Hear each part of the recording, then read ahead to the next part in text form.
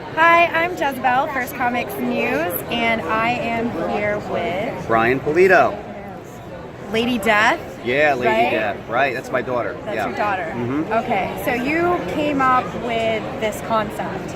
I did, yes. I came up with Lady Death in 1988, if you could believe it. Okay. It was around the era of the thrash metal era of music. I remember being at a Megadeth concert and just kind of using that as a influence of what I was going to invent at the time. Okay, so you were into comics already at that time? Yeah, I've been a comic book fan since even before I could read. I think I learned to read with comics, actually. Okay. I would go to flea markets and stuff, and they would have comics that would have their covers, the logos taken off, and you could get them really cheap.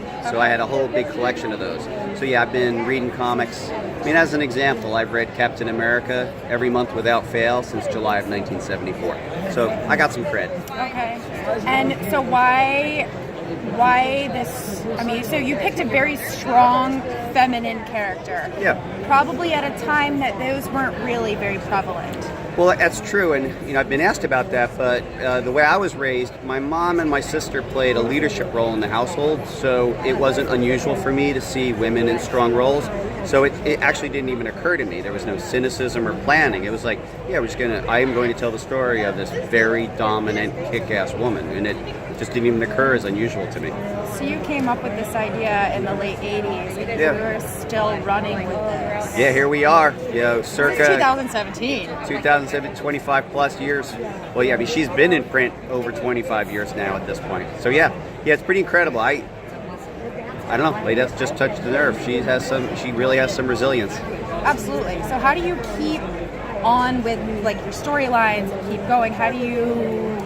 I mean, the truth is, even as we sit here today, I am so behind in the stories that I want to tell. Okay. Like, I have a master plot, and I am so behind, and so I have 10 years of story, and I'm just dying to get to all of it, but it all has to come out in a certain order. So I'm behind. I don't have an issue getting it done.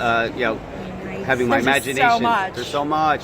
And that's not the only thing that you do either. You also write other books as well. It's true. So I'm the publisher of Coffin Comics, and I'm also co-writer. I'm the creator of another property we have called La Muerta. And I created that character, but a dear friend of mine who's an incredible writer named Mike McLean actually writes her, because he's such a magnificent crime story writer.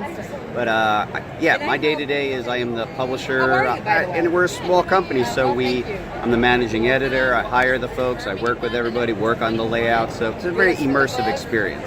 So you started this idea, and you maintained your sense of indie, essentially. I'm all indie all the time. I mean, I'm a kid who grew up reading the Marvel stuff, and I love it, but never was interested in writing it. So how has it changed since from when you started to now for you, but also how do you think it has changed for new and up-and-coming indie artists trying to get in? That's a loaded question and probably like a real long time, but I would say like a great democratizer for myself has been using Kickstarter as a publishing model. Okay. So I've done 9 Kickstarters, and our commitment is we get our project up to the point of the creative is done and we need to print, and we Kickstarter for the printing money. Sure. And then within 8 weeks of finishing the Kickstarter, we're shipping it out. And it's been a great democratizer. We've done it 9, and we've had up to 1,500 backers on a given campaign. And why it is incredible is it's just a direct feed between us and the people who would enjoy our stuff. No middlemen, so we are not selling to, or there's no one in between us who has a lack of excitement about what we do. It's like it's a direct feed. So to me, that's been the great democratizer in the last couple of years. So what else? What else you got going on? Well, I'll tell you what. As of August 23rd, we have a brand new Lady Death Kickstarter coming out called Unholy Ruin. And our Kickstarters are just bananas. They're carnivals. If people out there have backed them, they get it. It's we have a core item, in this case a 48-page graphic novel called Lady Death Unholy Ruin, but surrounding it is prints and cards and other shenanigans and surprises. So that's the next biggie that's coming up. And there's just so much more that's occurring here, even here and now, as we've been at San Diego. You know, we've had a lot of next step meetings with a lot of other projects, but a little early to tell. But I mean, basically, I say keep an eye on our website for the latest stuff. That's lady.theuniverse.com. Sign up to our mailing list and hear what we have to say. We send out a message about once a week. Okay. What's the latest? But yeah, there's a lot of stuff going on. It's bananas right now. Okay.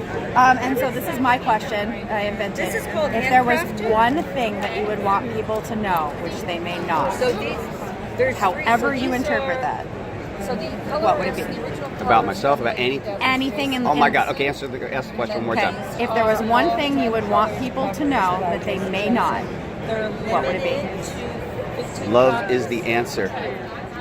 Love is the answer. Hand up. You asked. Cool. Well, thank you very much. And I'm not for a your time. hippie. I'm a metalhead. There But love is the answer. you go. You ever seen the movie Monsters, Inc.? Yes. There you go. There you go. Right?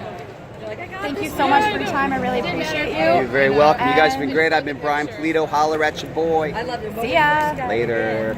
Right on. Thank Not you. bad.